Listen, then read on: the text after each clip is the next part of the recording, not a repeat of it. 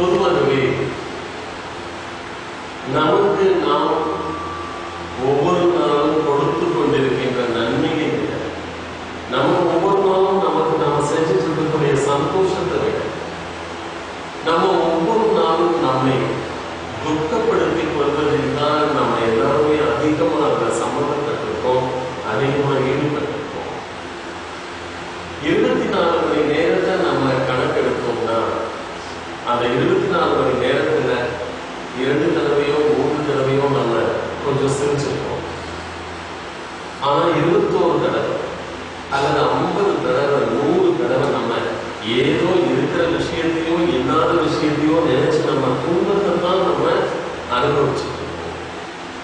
இன்னும் கொஞ்சம் பேருடைய வாழ்க்கையில பார்த்தோம்னா, என்னைக்கு நீங்க கடைசியா சிரிச்சீங்க, என்னைக்கு நீங்க கடைசியா சந்தோஷமா இருந்தீங்கன்னா கொஞ்சம் இருங்க நான் யோசிச்சு சொல்றேன்னு சொல்ற அளவுக்கு தான் அவங்களுடைய வாழ்க்கையில அந்த சந்தோஷமோ சிரிப்போ அவங்களுக்கு ரொம்ப தூரம் போயிடுச்சுங்க.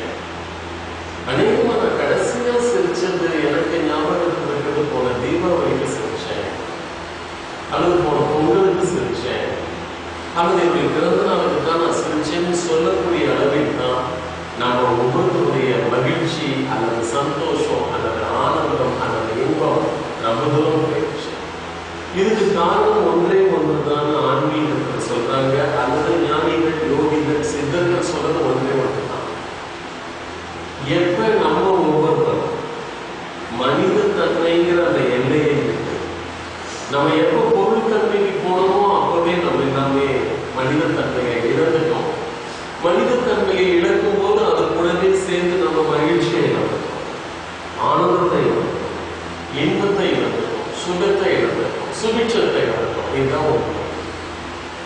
அப்ப சாப்பிடுறதுக்கு நம்ம ஒரு நேரம் ஒதுக்கிற மாதிரி, தூங்குறதுக்கு ஒரு நேரம் ஒதுக்கிற மாதிரி, பொழுதுபோக்குக்கு ஒரு நேரம் ஒதுக்கிற மாதிரி நம்ம ஒவ்வொருத்தருமே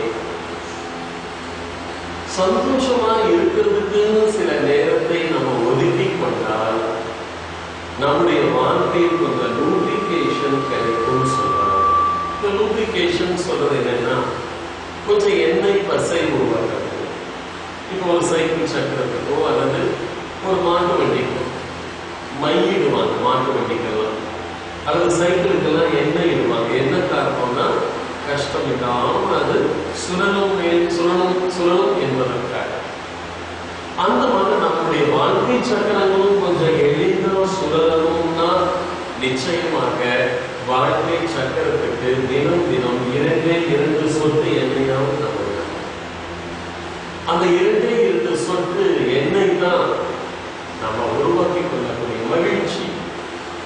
நம்ம ஒவ்வொருத்தரும் இந்த மகிழ்ச்சியை அல்லது இந்த ஆனந்தத்தை, இந்த சந்தோஷத்தை, இன்பத்தை நம்ம ஒவ்வொருத்தரும் வெளியில தேடுவதற்காக நம்ம பெரும் முயற்சி எடுத்ததுடைய பாதிப்பு தான் இருக்கிற இடத்திலேயே இன்பத்தை அனுபவிக்க முடியாது நம்மை ரொம்ப தூரப்படுத்திடுச்சு. ஏன்னா எல்லாரும் சந்தோஷமா இருக்கணுங்கிறதுக்காக சினிமாக்கு போய் வர்றாங்க, எல்லாரும் சந்தோஷமா இருக்கணுங்கிறதுக்காக எக்ஸிபிஷன் போய் வர்றாங்க, எல்லாரும் சந்தோஷமா இருக்கணுங்கிறதுக்காக பிக்னிக் போயிட்டு வர்றாங்க. அப்ப உண்மையாலுமே சந்தோஷம் என்பது சினிமா தேட்டர்லையும், சந்தோஷம் என்பது எக்ஸிபிஷன்லையும், சந்தோஷங்கிறது பிக்னிக்லையும் இருக்குன்னு நம்ம நினைச்சிட்டோம்னா நிச்சயமா நம்ம சந்தோஷம் அங்கதான் வெளியில தான் இருக்கிறாங்க. ஆனா உண்மையான சந்தோஷம் நிச்சயமா வெளியில இருக்க வாய்ப்பே இல்லைங்க. இப்ப வெளியில போயும் கொஞ்சம் சங்கடத்தோட வீட்டுக்கு வர்றவங்க இருக்காங்க தெரியுங்களா? சினிமாக்கு போயிட்டு டிக்கெட் கிடைக்கலன்னு துக்கத்தோட வர்றவங்க இருக்காங்க. சினிமாக்கு போயிட்டு நான் நினைச்ச சீட்ல உட்கார முடியலையேன்னு வரவங்க இருக்காங்க. சினிமாக்கு போயிட்டு பாதியிலேயே படம் முடிஞ்சு போச்சுன்னு, கரண்ட் கட் ஆயிடுச்சுன்னு எந்திரிச்சு வரவங்க இருக்காங்க. இந்த மாதிரி பிக்னிக் போறவங்க துக்கத்தோட வர்றாங்க. எக்ஸிபிஷன் போறவங்களும் கவலையோட நான் கொண்டு போன பணம் கொஞ்சமா இருந்துச்சு, ஆனா அங்க நிறைய வாங்கலாம்னு போயிருந்தேன், என்னால எதுவுமே வாங்க முடியலன்னு சொல்லி நம்ம ஒவ்வொருத்தரும் வெளியில் சந்தோஷத்தை தேடுபவராக இருந்தால் நிச்சயமாக நமக்கு சந்தோஷம் கொஞ்ச நேரம் கொஞ்சம் தான் கிடைக்கிறது. ஆனா நம்ம ஒவ்வொருத்தருமே சந்தோஷங்கிறது வெளியே இல்லவே இல்லை, சந்தோஷங்கிறது எனக்கு உள்ளே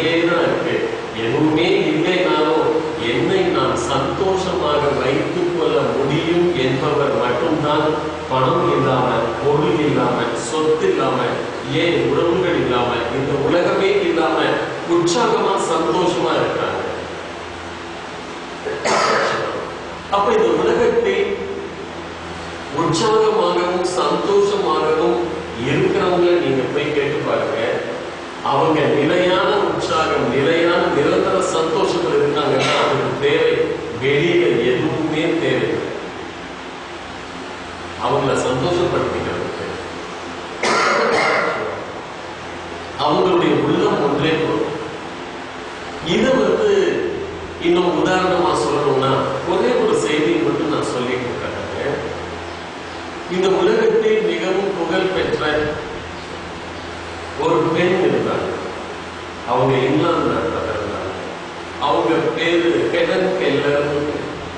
பிறக்கும் போதே அவங்களுக்கு கண்ணீர், வாய் பேச முடியாது, காது கேட்காது.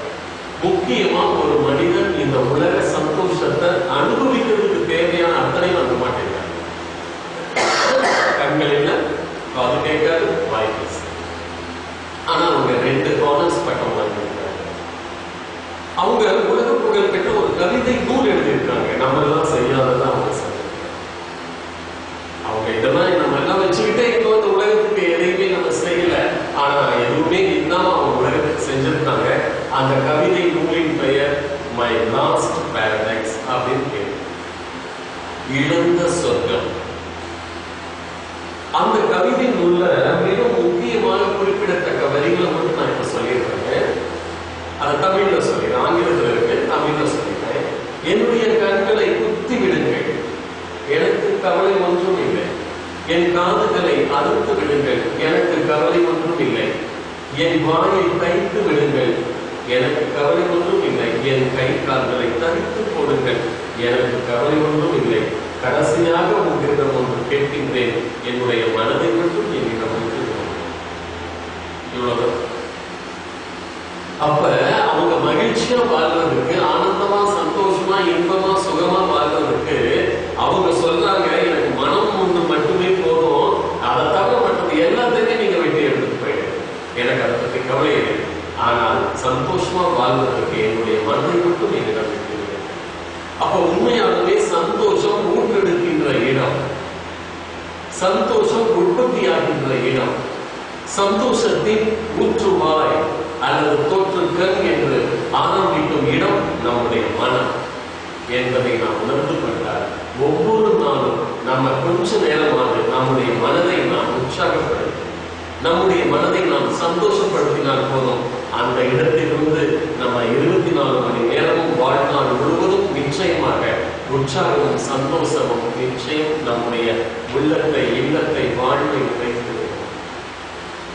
எனவே நாம் ஒவ்வொருவரும் இன்று முதல் நம் உள்ளத்தை அமைதியான உள்ளமாக மாற்றிக்கொள்வோம். இன்று முதல் நாம் ஒவ்வொருவரின் உதடுகளும் அன்பான வார்த்தைகளை மட்டுமே பேசுகின்ற உதடுகளாக மாறும். அன்பாலும் அமைதியாலும் ஒவ்வொரு மனிதனும் இன்று முதல் தெய்வமாக வேண்டும். அன்பாலும் அமைதியாலும் ஒவ்வொரு குடும்பமும் இன்று முதல் கோவிலாக வேண்டும்.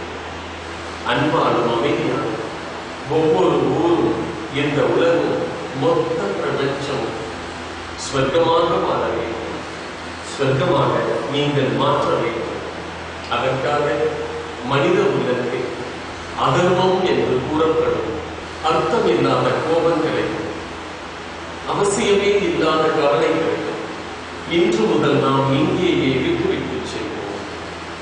அதற்கு பதிலாக மனித உள்ளத்தின் தர்மம் என்று போற்றப்படும் அளவு கடந்த அன்பையும் ஆழமான அமைதியையும் எவ்வளவு வேண்டுமோ இன்று முதல் நம் உள்ளத்துள் நிறைத்துக் கொள்வோம். எங்கு சென்றாலும் அதை எடுத்தும் செல்வோம், மக்களுக்கு கொடுத்தும் செல்வோம். சிவோ சிவோ.